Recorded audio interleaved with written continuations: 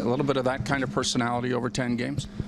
Well, I hope to. Our big thing here is in order to win games, you got to keep it out of your net.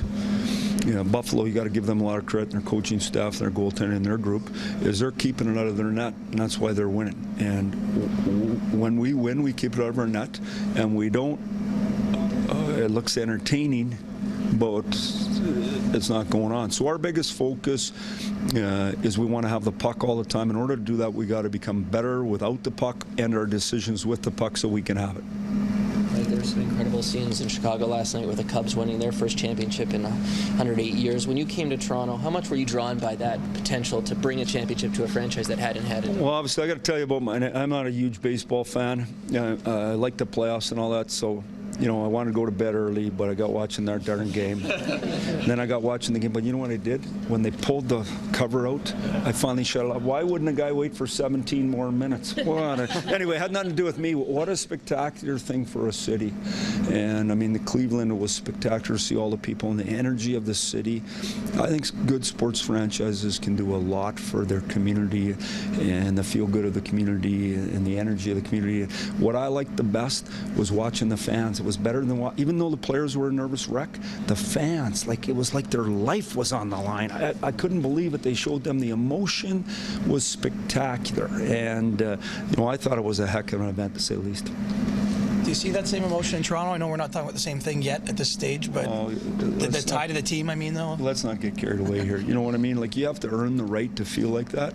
Those teams have done it for a period of time, and once you build a real good franchise, and in this league, if you can do it year after year, once in a while, you won't be injured, things will go right, and you'll have it. And so the first thing we have to do is build a franchise and not get ahead of ourselves and be real patient. So whatever you're talking about after 10 games, we're just a work in progress trying to get better. Austin's obviously gotten a lot of the headlines, but what have you seen from Nylander? Obviously, he had a great start, a great rookie month. Well, he's a real good player. We're fortunate that we have a lot of good kids. What they're finding out is the NHL, it's hard to have the puck. You never seem to have the puck. You'd like to have it all the time, but they don't give it back to you. So they're figuring that out, and once they figure that out, they'll have the puck more. But, you got good young players in Buffalo, and, they probably would have figured that out last year when they're playing. It's a hard league. Anderson's really starting to find his game. What's the biggest change you've seen from him over the last couple games? He's just enjoying being him and doing what he does. And I think new contract, new city, new environment, you get there and you're injured and it doesn't go your way, and then you have to overcome yourself. And that's the first thing, is just managing yourself mentally. He's starting to give our team confidence, which is great. I think I said the whole time, he's our guy. We think he's real good.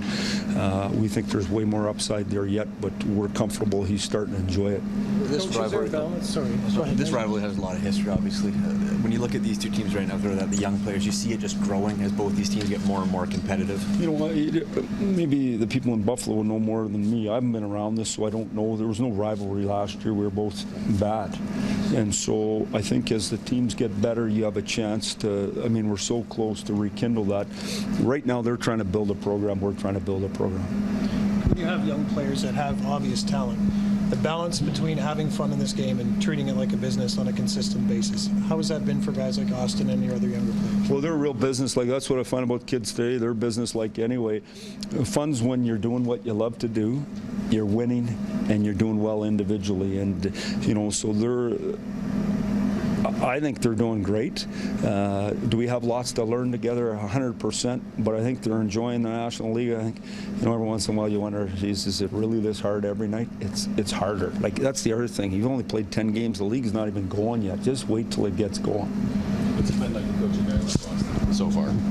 Well, it's special to have guys with upside talent, but what makes them special in the end isn't upside talent. You look at a guy like O'Reilly for you guys, his talent is upper end in the league, but his mind and his drive and his love of the game are elite, and that in the end is what makes you special.